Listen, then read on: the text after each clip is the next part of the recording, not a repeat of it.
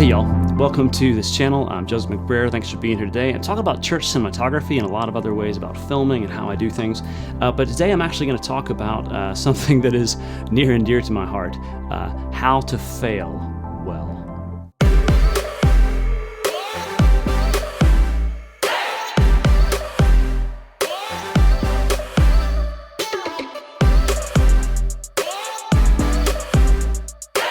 One of the things I get asked a lot about is how did you pull that off, or how did that go, or how did that setup wind up looking when you were doing a live stream or a video?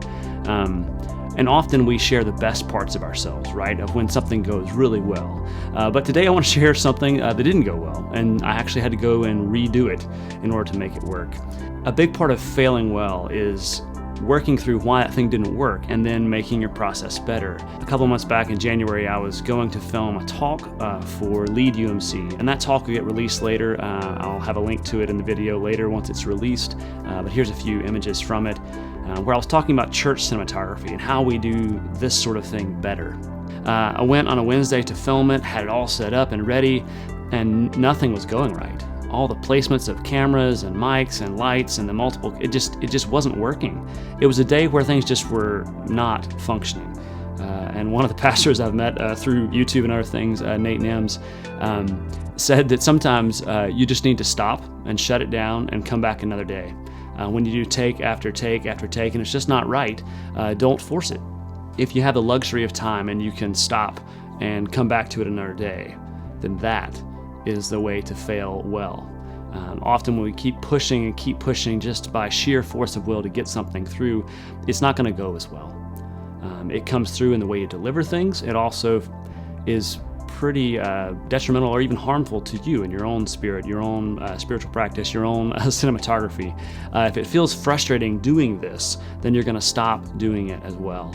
And so that would be my encouragement, is if you're having a day like I was that day, where I came in on a Wednesday, I worked for 4 hours. All the angles didn't work. Nothing was going right.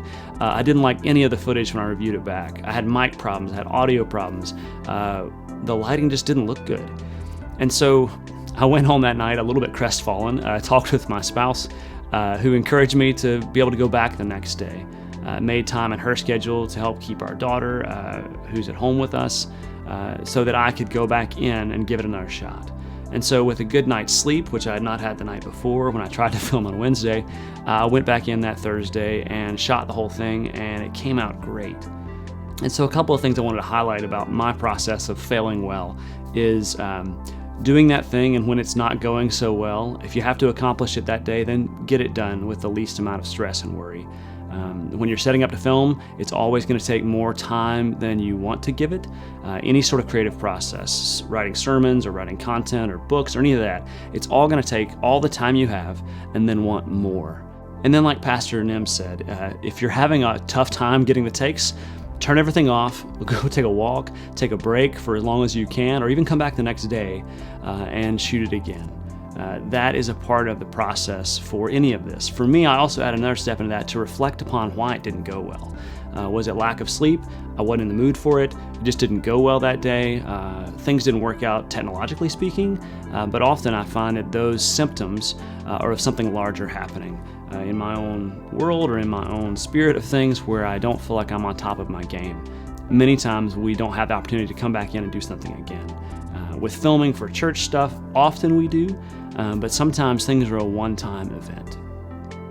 And so I think that's part of that, is to be gracious to yourself as you would be to someone else you're working with if things weren't going well for them when you're filming. To be gracious to yourself as you would be to others. And so in this really difficult, weird pandemic time, when we have good ideas about something, but then it's not going so well, if there's a way to pull back or take a break, or we're going to take 5 minutes, I'm going to walk around the building, I'm going to read something, I'm going to have a cup of coffee, something to get you back into the place and space for creativity and for even that church cinematography style world. And so those are some of my tips about how to fail well. YouTube is full of people failing well, and I've learned so much from other people sharing their missteps or things they didn't do right, or how the lighting looks terrible and they're not necessarily sad about that, but want to make it better the next time they do it. And so for me, this is one of the ways I've failed well, even in the past couple months. It's happened many times.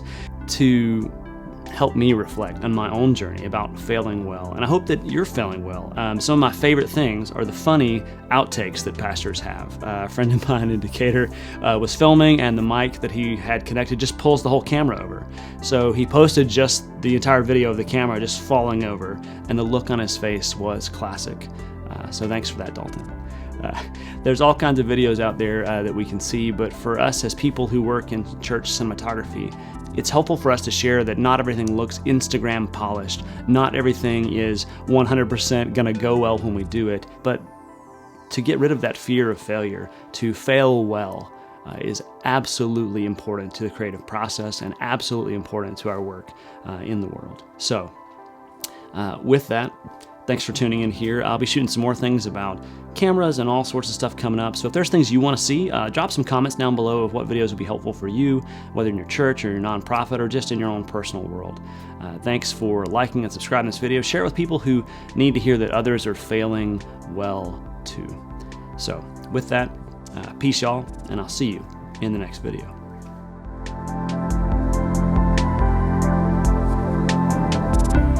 And if you thought I was going to knock this camera over on purpose,